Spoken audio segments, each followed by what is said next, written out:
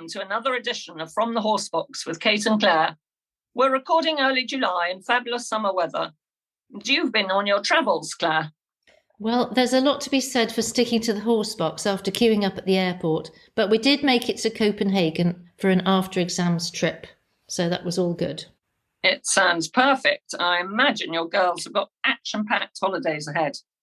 Meanwhile, things are hotting up in the showing world with county shows in full swing and everyone chasing those golden hoist tickets.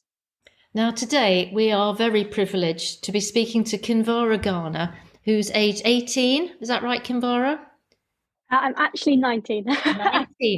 19 from Bangor-on-Dee in North Wales. But you're not at Bangor-on-Dee today, are you, Kinvara? No, I'm in Newmarket at the moment. And is this where you work? Yes, it sure is, yeah. Where are you and what are you doing there now? So I work at a showing yard. It's called Millhouse Stud. So we're based in Coolins. It's just outside of Newmarket, sort of 15 minutes from Newmarket. And we produce, and the people I work for, they also breed show horses. So it's amazing to be here. I'm very lucky to be here. Wonderful. And what sort of classes do you compete in? So we compete in all sorts of classes, but we are horses now mainly.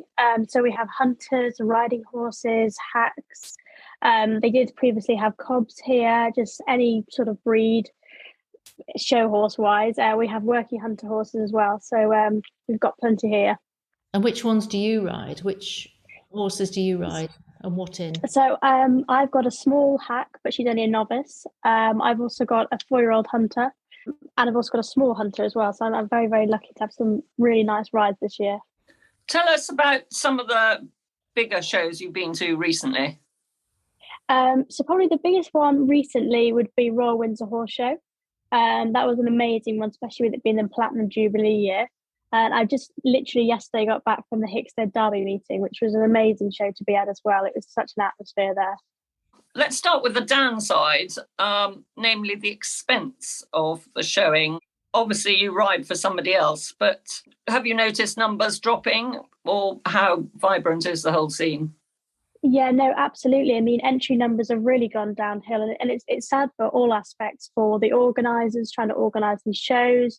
And it's sad for us because, you know, we want to compete against more on the class, and it sort of feels when you get to a show and there's not as many, you don't get the atmosphere that you really want at a show. And it's also hard for the breeders as well, because they want to breed lovely horses for people, but when people aren't doing it, then these horses will go to a waste, and it's a real shame. How's the prize money? The prize money in showing is not so great, I must say. It never really has been. There has just been a show recently where there's a big championships and you win £1,000. That's probably sort of the maximum that you would win in a show class, but that show only happens once a year. So. And what about sponsorship? Do you have some of that? Yeah, there is a lot of sponsorship, really, but I feel showing is not as in the sort of limelight as dressage or show jumping. So the big companies don't really reach out to us. But I think more recently, the companies are sort of catching on to showing a bit more. So there are lots of good opportunities for sponsorship. So who sponsors you, Kinvara? So I was previously sponsored by Silverburn Brow Bands, and they make the most beautiful brow bands. But their company has just stopped going through a bit of a break at the moment. So hopefully they'll come back. And Dobson Horrell as well, they support us. Yes, so a major part would be through the sale of the horses, but then obviously... Yes, absolutely. And what about social media? How does sort of that help with keeping up the profile and everything? Yes, actually, social media is a really, really good thing. For example, I'm on Facebook quite a lot, so then people would message me to ask to ride their horses, or on my Instagram, I post a lot on there to get clients to see what it'd be like to have their horse here and experience what our hacking is like and our stables and how we treat our horses. So it's good in all aspects to sort of explain what you do and what the horse's life are like at home. Is this sort of goal with all these horses, ultimately, whatever age they are, to get to Hoys? Is that the Horse of the Year show? Is that the ultimate aim? Yes, that is our main aim, Horse of the Year show. So we have Horse of the Year show, which is probably the pinnacle of our year, and then we have the Royal International, which we also try and qualify for. So those two are our sort of major championship shows of the year. So have you qualified for those yet? Have you got? Yes, I did actually. I qualified for Horse of the Year on Friday, so that was amazing. It was my first ever horse I've ever qualified. I've qualified in the pony section before, but never in the horses. So it was a big moment for me. Very exciting, yes. Is it only in this country that we have this sort of thing, or have you ever competed abroad? Do they even have these sort of things on the continent? Yeah, they do actually. So there's a lot of showing in Australia, New Zealand, and South Africa, I believe. And I'm sure there's many other countries that do showing, and America, of course. But there's a team of English show riders that have previously gone out to Australia and New Zealand to compete and work on yards there, which is something I would love to do. I think it's amazing. And the level of showing is really, really high over there. There's an ongoing debate about the weight of horses and ponies in the show ring. How do you feel this? I mean, it keeps going on, doesn't it? People saying show horses should be slimmer and the welfare problem. How do you see that?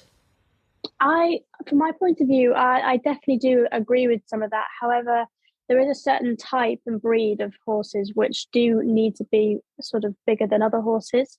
But I think as long as your horse is fit and healthy, but the trouble is that somewhat the issue is that some people may have their horses a bit more overweight than yours, and then your horse doesn't look as big as their horse, and then you get put down conformation wise, which is not really fair because every horse is different. But I do think people are going to the extremes to make them look bigger horse and a more of a horse for the section.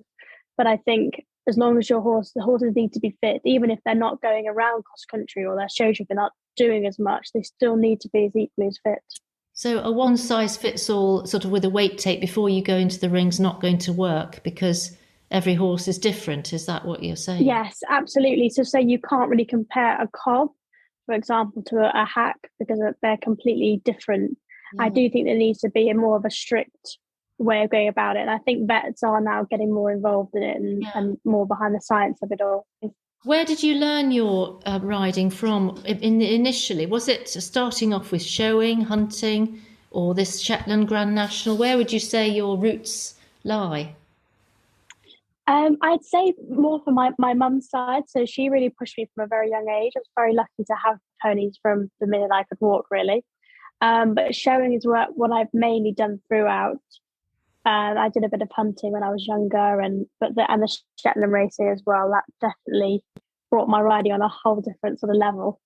The Shetland Grand National is very fascinating to watch, and from a point of view of if your child was competing, little ponies and small jumps and high profile arenas and very exciting. What's it actually like? Is it very pressurized and competitive? What's it actually like to compete in it? I would say actually it's very competitive. It really, really is. Everyone's determined to win, and it's just been like at the proper races. It's a hot field because you have a lot of good riders, and you have a lot of good Shetlands, and they are really, really hard to win. And it's hard to qualify for Olympia, and it's an amazing thing to do. I mean, at the trials at the start of the year, you have 60 ponies trying to get through to the trials, and then you only have 12 that would get through to Olympia. So it really is competitive and it's hard. Yeah, but it is open to all, isn't it? It isn't just open to jockeys' children or professional riders' children. Is it actually open to anyone who can? Yes, absolutely. Yeah, so you have to have a registered Shetland, but it is completely open to anyone, whoever wants to do it. If you've got the Shetland that you think will be quick enough, then have a go. It's the most amazing thing I've ever done, and it really did teach me how to ride, and I think anyone that would have done the Shetland would vouch for me. There's a lot of big equestrian riders that have previously done Shetland racing, and they're now doing amazing. It sounds great fun. Tell us about your sort of ring craft. Does this just get sort of fine-tuned with time, sort of thing? I think so. Yeah, definitely. Experience different situations and being on different type of horses, because some horses would struggle to be around other horses. So I think it's just working the ring and it's placing yourself in a good place. If you're behind something that's a bigger moving horse than yours, then you want to sort of get away so your horse looks better compared to the others. So I think there's a lot of aspects safety wise and to try and make your horse look more glamorous. When you do your show, do you prefer to sort of do your own version, or sometimes it's prescribed by the judge, is it? Yeah, so it depends. Some judges would say they'd prefer a set show, so you have to say what they want to do. But I quite like to go different with my shows, and I do something slightly different to anybody else. And I think then it catches your eye. And if it doesn't go quite to plan, then at least you've tried and you've done something different. What would you do that was different to others then? Oh, I don't know. It depends on the situation or the show. I know there's previous people that have stopped and have a glass of champagne, or I remember one year watching, there was a horse and he was at Hickstead and he went up the Hickstead Derby bank. So there's so many different things that you can do. You can take one hand off the rein, which a lot of people do. I think it depends in the moment and what you sort of think of, really.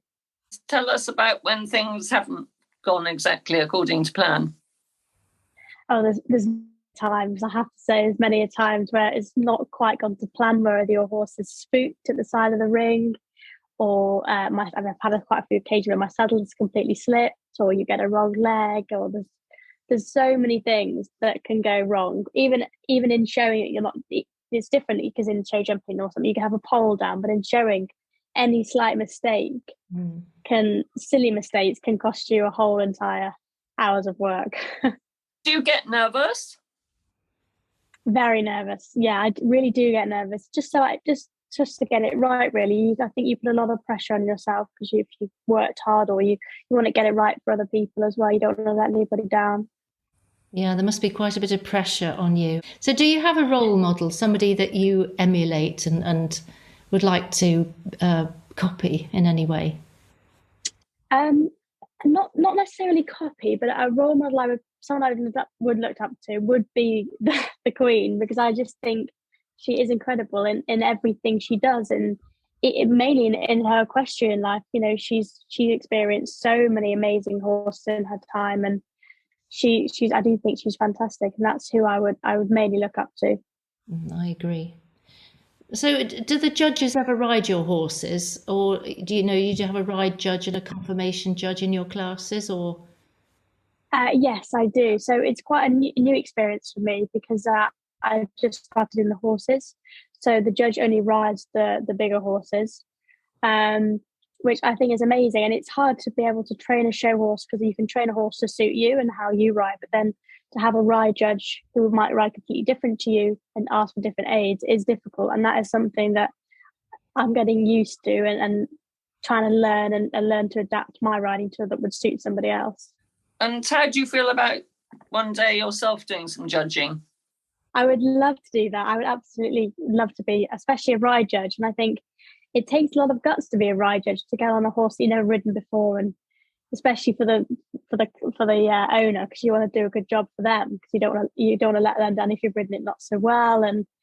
But I think it would be an amazing thing to do, definitely. Now, following on from our Platinum Jubilee edition, we haven't quite finished with the Queen. I'm glad you've just mentioned her, because we would like to ask you what you have in common with actresses Helen Mirren, Claire Foy and Olivia Colman. Or what do these famous actresses have in common with you, Kinvara? That's quite a tricky question, because they are incredible. But I think it's just the honour to play such an amazing role as the Queen. I mean, it's just, you can't ever put words to describe it, really. So I think that's probably what I have in common with them, is the feeling of playing a part of her, and it's very hard trying to sort of not replicate her, because you never will, but sort of try your best to express how amazing she is, really. I think you'll have to explain how you came to play the Queen, what occasion it was, Kinvara. Well, I played the Queen as a young girl for her 90th birthday celebration at Royal Windsor Horse Show. So that was another jubilee, which was it was an amazing thing to do. This was countries from all over the world that came to show off their amazing skills. So it was a really, really fun thing to do. And the atmosphere must have been unbelievable. Oh, it really was. Yeah, no, it was. I can't even express how nervous I was, but it was an amazing thing to do, and the audience and just the atmosphere of the whole thing was incredible. So did you actually meet the Queen? Yes, I did actually. I was very lucky to meet her that year, and it was she was lovely, and she shook my hand and said well done. And but she particularly liked the pony that I was riding, which was a good conversation starter. Is there such a thing as the sort of royal aura? And when you were riding in her place, did you feel any of that? Did you feel royal? I think I probably felt a little bit royal, yeah, because Must have felt special. you yeah, absolutely. It was such a special thing. Such a unique thing. I mean, you can't compare it to anything else that I've ever done before. So I think it probably was a different feeling that I've ever felt before. Because you were how old? I think I was only 14 at the time. So you were playing the Queen as a young girl, weren't you, in the parade? Yes. And you mentioned that the fell pony. How did you find that fell pony to ride? So the fell pony, he was a big champion in the show ring, and he's owned by a very good friend of ours called Rebecca Penny. And we've approached Rebecca and said, "Is there any way that would use Bert for this role because he's got the most amazing temperament, and he's such a good boy, especially for a stallion." And she said that she'd love for me to ride him and him being the Jubilee. So that's sort of how it came about, really. And tell us about the outfit you were wearing. The outfit was amazing, actually. So I had a tweed jacket on, and then we had some old sort of style breeches made, and then I had a piece of hair that was attached to the back of my riding hat, to sort of look like I had the Queen's hairstyle. So it was a really cool, fun outfit to wear. All your life, you've lived the showing world, going from show to show, living in a lorry with beautiful ponies. We can only sort of speculate what the Queen would have chosen for her own way of life had we not had the abdication and the twist of fate that brought her to be our Queen. Do you think she would have liked your lifestyle? This is only speculation. I think she probably would. I think she would have liked to have been able to be a bit more of a normal girl around her horses, really, because she lives and breathes for her horses, and it's her sort of, I feel, probably her escape from the busy life and the amazing royal life that she leads. So I think she probably would have liked to be with her horses more than she could have been, really. So I think probably from the horsey aspect, definitely. So you'd recommend for children growing up a life with ponies? And what are some of the ups and downs, do you think, advantages and disadvantages? I would definitely love for my children personally to have horses, and I think it's so important for young people to be involved in horses. But there are a lot of ups and downs, and it's really hard, when you've, for example, you've grown out of your pony and it has to go on to another child, and it's really hard to see, and it's upsetting, or your pony isn't quite right, or even if your pony misbehaves and you've put so much work in, and on the day it's just not quite right. But it's not the end of the world, and there is a different day, and it will get better. Kinvara, you mentioned Windsor Horse Show with horses and entertainers from all over the world. It must be great fun to mix with such a variety of people. Tell us what you get out of that.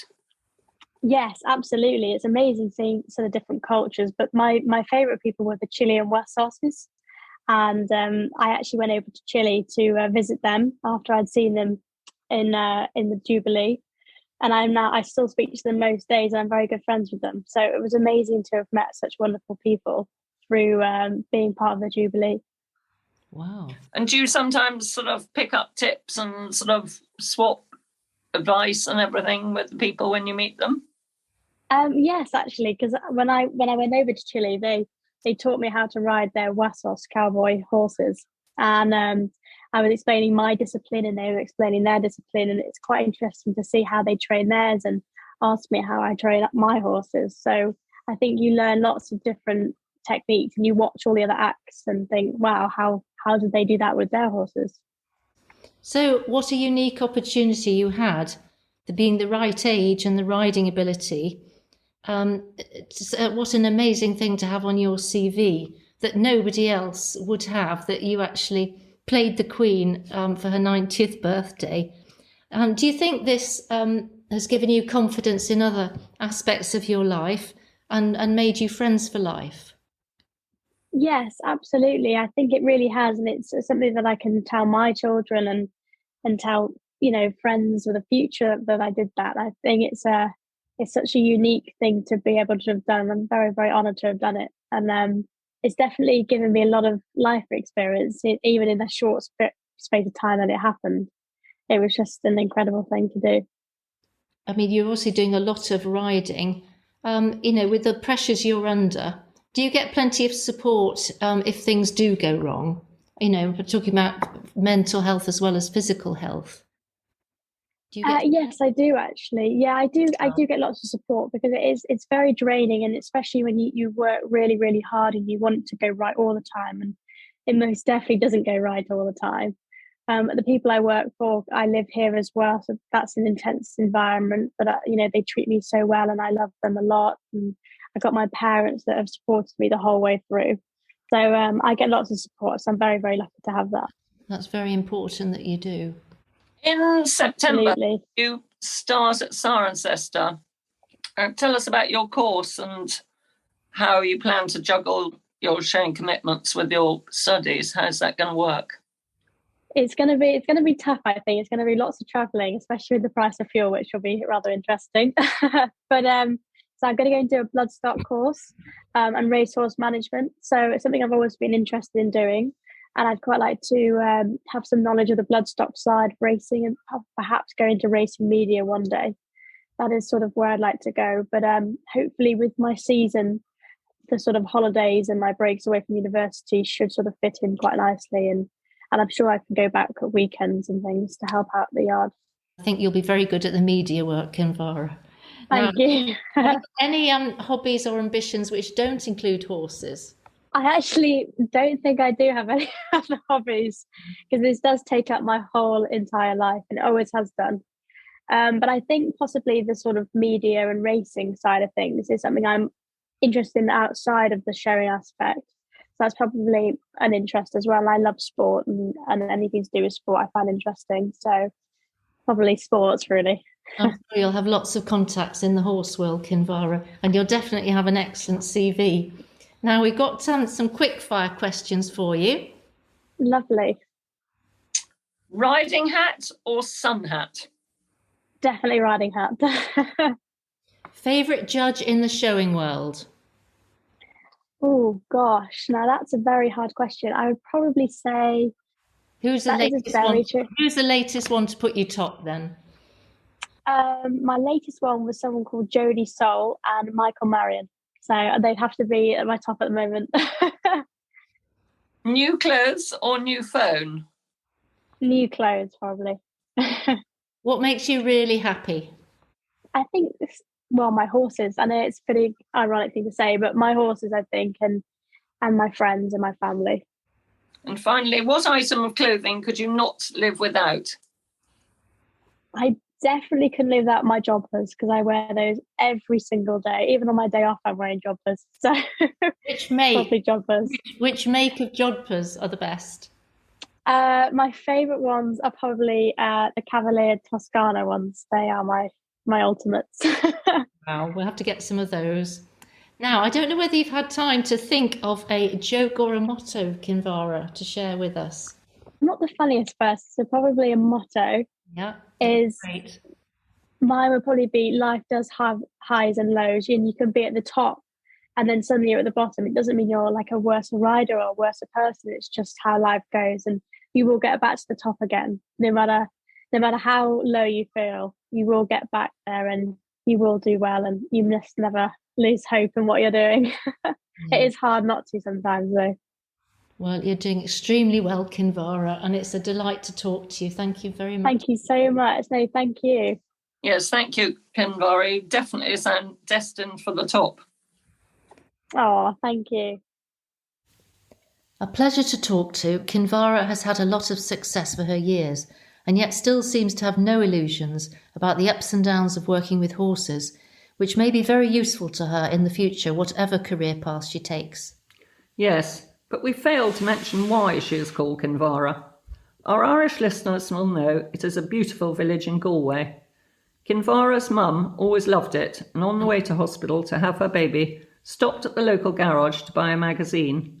On the front was a girl called Kinvara, so it was meant to be. It's all in a name. Racehorses are named as their abilities emerge, apparently. Coolmore's best horses are given the most distinguished names. They wouldn't want one of their duds to be called Camelot, for instance, or their next Derby winner and stallion prospect called Who Gives a Donald. We won't forget Kinvara's name, and we'll have our fingers crossed for her at Hoy's in October. On the busyness front, we've got lots of exciting summer podcast plans, so please keep listening and tell your friends. Also, don't forget our email, fromthehorsebox@gmail.com. We appreciate any feedback, good or bad. Thank you for listening. We look forward to our September episode when it could be you in the driving seat.